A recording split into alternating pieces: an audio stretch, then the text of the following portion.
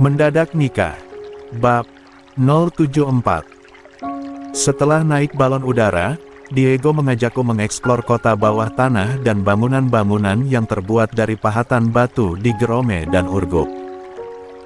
Sayang, capek enggak? Istirahat dulu, minum dulu ya sama nyemil, ucap Diego. Kang, ini setiap 10 menit sekali kita melipir ke restoran, waktu kita habis buat nangkring di kafe doang. Aku mencebikkan bibirku. Dedek bayi nanti kecapean. Apa akan minta kursi roda aja gitu ya? Saran Diego. Astagfirullah, Bella cuman hamil Kang. Bukan lumpuh. Protesku. Pokoknya kalau kecapean bilang sama Akang, Cap Diego. Iya akan sayang. Ucapku sambil bergelayut manja pada Diego.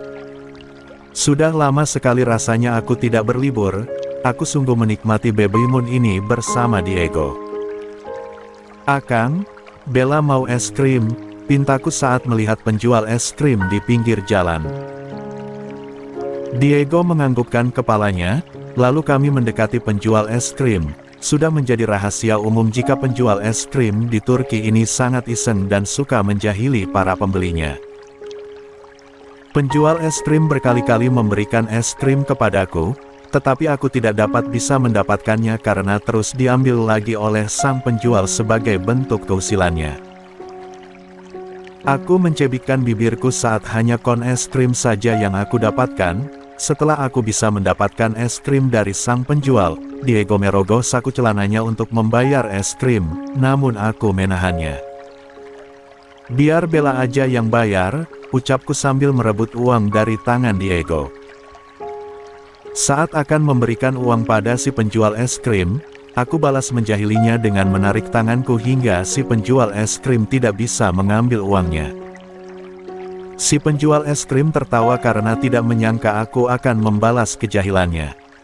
Si Neng usil banget sih, ucap Diego saat aku selesai membayar es krim. Si emangnya duluan yang jahilin Bella, ucapku. Setelah makan malam di sebuah restoran mewah, aku dan Diego kembali ke hotel sekitar jam 8 malam. Capek banget, ucapku saat berbaring di kasur. Kakinya pegel ya, ucap Diego sambil memijat-mijat kakiku. Hamem, ucapku sambil menikmati pijatan Diego. 64. Maaf ya, Neng jadinya kecapean jalan-jalan terus, ucap Diego.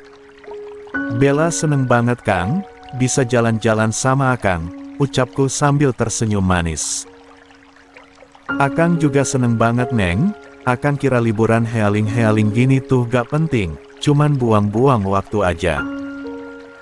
Tapi kalau jalan-jalannya sama Neng, beda banget rasanya, energi Akang jadi full, pikiran jadi lebih fresh, ucap Diego. Iya Kang, Bella juga dulu paling males jalan-jalan tuh. Tapi kalau sama Akang jadi seru, gak kerasa capek, tambahku. Nanti kita sering-sering jadwalin plesiran ya Neng, ucap Diego sambil membelai pipiku. Akang entar sering cuti atuh, tanyaku. Alah Nefriandi Group masih ada ayah sama kakek Neng, ucap Diego sambil tertawa. Idih, bosnya jadi pemalesan nih, cibirku. Tenang aja kali, ceonya Nefriandi Group kerjanya efektif kok. Semuanya pasti beres. Sombong Diego. Sombong. Sinisku. Besok berangkat jam 7 pagi aja ya, sarapan dulu di sini, ucap Diego. Oke Kang, ucapku. Ayo Bobo, biar besok segar, ucap Diego sambil menarikku ke dalam pelukannya. Diego menepuk-nepuk lembut punggungku, semenjak hamil aku selalu meminta Diego untuk menepuk-nepuk punggungku sebelum tidur. Tepat jam 7 pagi, kami berangkat menuju Bandara Erkilet yang berada di Kapadokia, lalu kami naik jet pribadi dan langsung terbang menuju Bandara Soekarno-Hatta. Akang banyak kerjaan ya? Tanyaku saat Diego sibuk bekerja di pesawat. Ada apa Neng? Ini kerjaan bisa ditunda kok, jawab Diego. Bella cuman kepo aja ih, lanjutin sana kerjanya. Akang udah bolos 2 hari, pasti kerjaannya menggunung, ucapku. Hahaha, akang kerja dulu ya, ucap Diego sambil mengacak rambutku. Aku sangat bosan hanya berguling-guling di atas kasur, menonton film dan nyemil saat di pesawat. Diego terlalu fokus pada MacBook-nya hingga aku tidak tega memintanya untuk menemaniku. Kang, lirihku. Iya sayang, Diego mengalihkan fokusnya dari MacBook padaku. Akang lagi ngerjain apa sih? Boleh Bella bantuin? Tanyaku. Neng istirahat aja, jangan capek-capek, jawab Diego. Capek apa sih Kang? Dari tadi geletakan aja sambil ngunyah. Aku mencebikkan bibirku. Diego terkekeh saat mendengar ucapanku. Akang gak percaya sama Bella. Akang gak yakin Bella bisa bantu Akang. Cibirku. Percayalah Neng, masa Akang gak percaya sama pinternya Mbak Bella sih? Kayaknya otak Akang gak ada apa. 65. Apanya kalau dibanding otaknya Mbak Bella, kekeh Diego. Gak usah muji-muji. Sini Bella bantuin kerjaannya. Dedek bayi kudu dilatih mikir Kang biar pinter, jangan disuruh terus-terusan rebahan. Ucapku sambil menyeret sebuah kursi dan duduk di samping Diego. Gen ibunya udah kuat. Pasti pinterlah si dedek bayi. Ucap Diego. Amin, ucapku. Ini Akang lagi nganalis investor-investor yang mau invest di proyek ekspansi ke 5 negara tahun depan. Apa investornya beneran amanah apa enggak?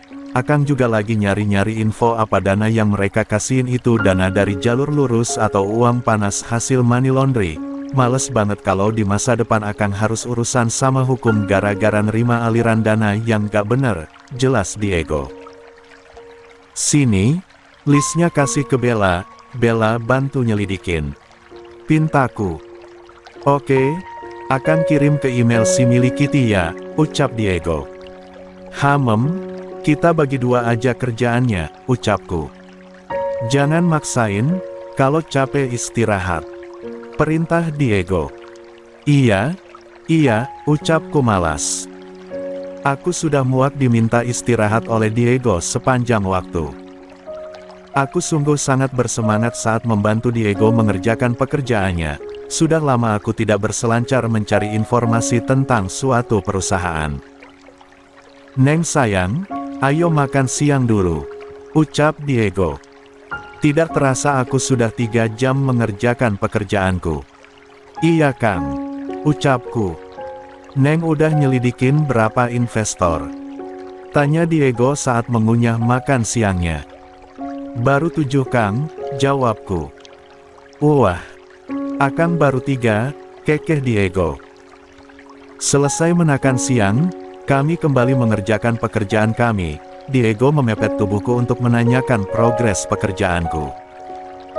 Akang pengen lihat hasil laporan punya Neng, ucap Diego. Gak usah mepet-mepet, Bella kirimin ke email Akang, ucapku. Neng tuh kayak magnet tahu, narik-narik Akang terus, jadinya gak bisa kalau gak nempel, kekeh Diego. Alasan saja kau marimar, cibirku. Setelah mengirimkan hasil pekerjaanku lewat email, Diego memeriksa hasil pekerjaanku. Neng dapat data ini semua dari mana? Tanya Diego. Kenapa emang Kang? Kurang detail datanya. Tanyaku balik. Terlalu detail Neng, ucap Diego sambil tertawa. Ya bagus kan Kang. Biar bisa dibuat pertimbangan buat Akang ambil keputusan, ucapku.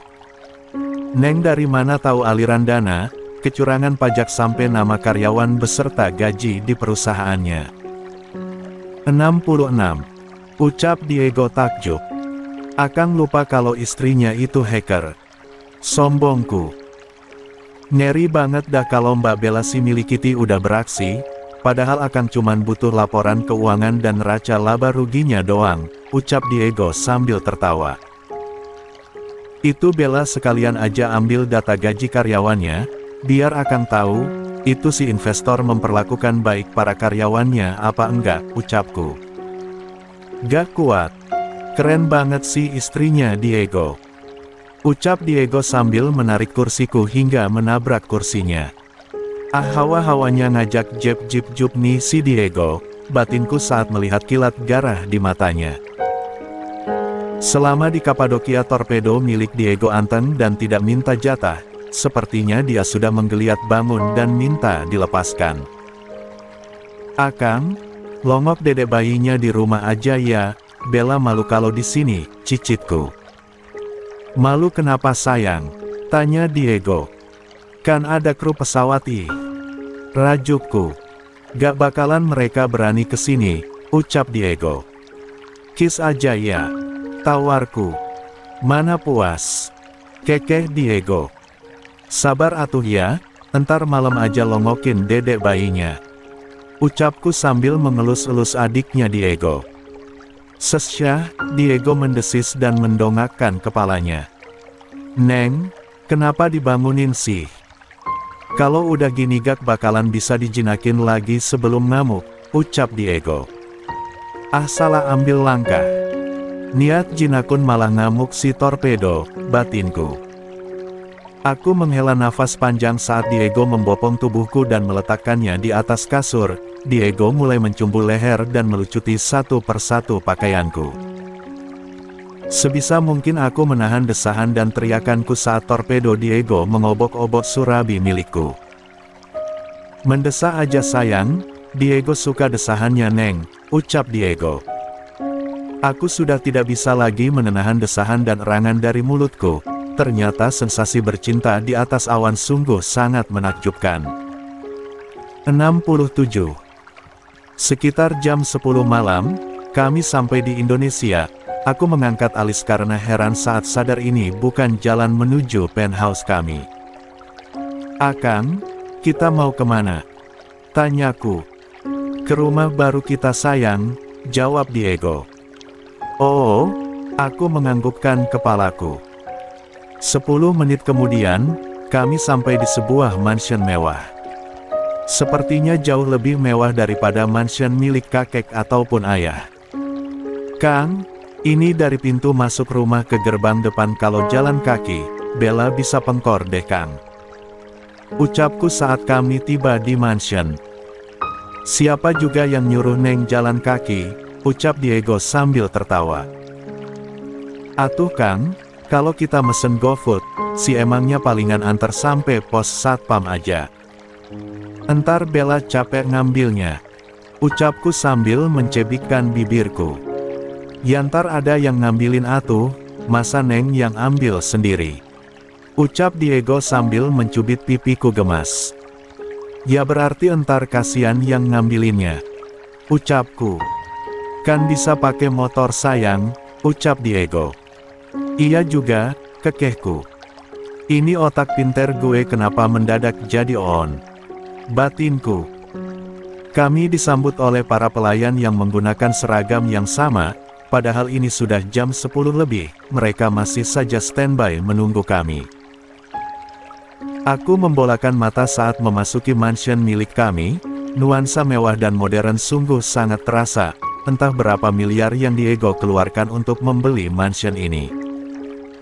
Mewah banget Kang, ini rumah apa istana? Tanyaku. Istana buat keluarga kita, jawab Diego. Kang, kayaknya kalau main petak umpet di sini Bella nyerah aja deh, ceplosku. Diego hanya tertawa saat mendengar ucapanku. Kami langsung masuk ke kamar utama, kamarnya sangat indah dan manis. Kelambu putih yang menjuntai dari atas kasur berukuran king size menjadikanku merasa seperti seorang princess yang sedang tidur di sebuah kastil. Gemes banget kamarnya, ucapku sambil duduk di atas kasur. Yang punyanya gak kalah gemes, ucap Diego yang ikut duduk di atas kasur. Dapat dipastikan kamar ini mendapatkan sentuhan dari desainer interior yang handal. Semua orang yang berada di kamar ini pasti betah berlama-lama untuk menghabiskan waktunya di sini. Neng suka? Tanya Diego. 68. Suka banget Kang. Jawabku. Cuci tangan sama kaki dulu, baru tidur, ucap Diego. Iya Kang siap, ucapku. Kami berdua tidur sangat pulas karena kecapean setelah menempuh perjalanan sangat panjang dari Kapadokia, ditambah saat di pesawat kami bekerja menganalisis investor dan disambung dengan mantap-mantap yang cukup menguras energi. Selamat pagi, ucap para pelayan saat aku dan Diego keluar dari kamar untuk sarapan. Pagi, sapaku. Sungguh aku belum terbiasa dengan semua ini. Biasanya kami hanya berdua saja di penthouse saat menikmati sarapan kami. Diego bilang dia menyewa seorang chef yang dulu pernah bekerja di hotel bintang 5 untuk kami. Sepertinya aku harus membiasakan diri hidup menjadi seorang sultan dari sekarang. Setelah sarapan pagi, Diego mengajakku keliling mansion. Sudah setengah jam kami berkeliling melihat ruangan-ruangan yang ada di sini. Kakiku sudah pegal luar biasa. Akang udah jelajah rumahnya, Bella capek. Rajukku. Hahaha, ya udah sayang, kita istirahat di balkon aja ya, ucap Diego. Tuan, ada Nyonya Andini di ruang tamu, ucap seorang pelayan. Oh iya, terima kasih, ucap Diego. Ayo ke ruang tamu, ucapku sambil menggenggam tangan Diego. Aku membolakkan mata saat Bu Andini datang bersama Mama Lilis, Paman Helmi, Bisumi, Lia, Emir, Ratna, Wita dan Diana. Aku melepaskan genggaman tangan Diego dan langsung menghambur ke pelukan ibuku. Setelah memeluk ibuku, aku mencium tangan Bu Andini, Paman Helmi dan Bisumi. Dikira baru kesini besok, ucapku. Ini katanya mau pengajian selamatan rumah baru, jadinya mama sama yang lainnya kesininya kemarin, ucap ibuku. Sehat mah, ucap Diego sambil mencium tangan ibuku. Alhamdulillah Kang, gimana kemarin jalan-jalannya? Tanya ibuku. Seru mah, lain kali mama ikut ya, jawab Diego. Ah mama udah tua kalau jalan-jalan ke luar negeri, keke ibuku. Ayo duduk dulu, ucap Bu Andini. Lalu kami duduk melingkar sofa di ruang tamu. Lia, Ratna dan Emir tidak bisa menyembunyikan kekaguman mereka saat melihat mansion kami. Ini acara pengajiannya jam 4 sore, ibu ngundang ibu-ibu pengajian sama anak yatim, terus nanti ada ustadz yang ngasih ceramah sama mimpin doa, cerocos Bu Andini. Makasih ya Bu. Udah repot-repot nyiapin acaranya, ucapku. Iya sayang sama-sama, ucap Bu Andini. 69. Cucunya mama sehat? Tanya ibu sambil mengelus perutku. Alhamdulillah mah, gak rewel, Neng gak mual sama sekali, tapi jadi banyak makan, ucapku. Soleh bener dedek bayinya, komentar Bisumi. Nyonya, ada Bu Sofia, ucap seorang pelayan pada Bu Andini. Oh iya, Bella saya ke depan dulu ya mau ngarahin Eonya buat acara nanti sore, ucap Bu Andini. Diego bantu Bu, ucap Diego. Saya juga mau ikut bantu Kang Diego, ucap Paman Helmi. Kalian ngobrol aja, kangen-kangenan, kemarin Bella mudik cuman 2 hari doang di sana, ucap Diego. Pengertian banget punya suami. Kekehku. Neng, ini rumah mewah banget. Kayaknya RT kita aja gak seluas rumahnya Neng deh.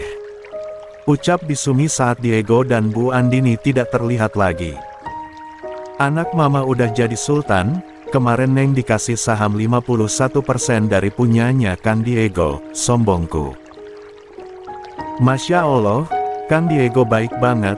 Mertua Neng juga kayaknya sayang banget sama Neng, ucap ibuku penuh haru. Iya ma alhamdulillah, ucapku. Ini kalau Bikokom diajak ke sini bisa stroke mendadak, ucap Lia sambil tertawa. Itu trio wewe, tiap hari gibahin kita terus Neng, cuman ya gimana semua warga kampung udah ngefans sama Neng ama Kang Diego, segimana mereka nyinyir juga malah mereka yang kena damprat warga. Ucap Bisumi. Belum pada tobat juga itu trio wewe, ucapku. Mereka mah, senang lihat orang susah, susah lihat orang senang, timpal Paman Helmi. Besok mereka ikut ke sini, tanyaku. Ikutlah pastinya, mereka pasti kepo sama acara resepsinya Neng, ucap ibu sambil tertawa. Teteh kudu hati-hati sama Bu Nur, dia kayaknya masih dendam ke Sumat gara-gara Pak Lukmannya dijeblosin ke penjara, ucap Paman Helmi pada ibuku. Fadil mengusut tuntas kasus perdagangan manusia yang dilakukan Pak Lukman bersama komplotannya hingga Pak Lukman diganjar 5 tahun penjara. Emangnya Bu Nur pernah ngapain? Tanyaku. Cuman pernah lempar batu sampai kaca jendela rumah kita pecah Neng, udah ditegur juga sama Pak RT, jawab ibu. Apa Bella sewain bodyguard aja buat ibu gitu ya? Ucapku. Astagfirullah, gak usah lebay ah Neng. Ucap ibuku sambil tertawa. Emir, sekolah kamu gimana? Tanyaku. Lancar deh, bentar lagi ujian akhir, Emir udah persiapan juga belajar buat ngejar beasiswa, ucap Emir bersemangat. 70. Kalau kamu dapat beasiswa, semua hidup kamu di sini teteh yang tanggung. Kamu bisa tinggal di apartemen punya teteh dulu, ucapku. Makasih deh, ucap Emir dengan binar kebahagiaan di matanya. Dapetin dulu beasiswanya, baru bilang makasih. Tantangku. Sebenarnya aku bisa saja langsung membiayain sekolah Emir, hanya saja aku ingin melihat kesungguhan Emir mengejar impiannya.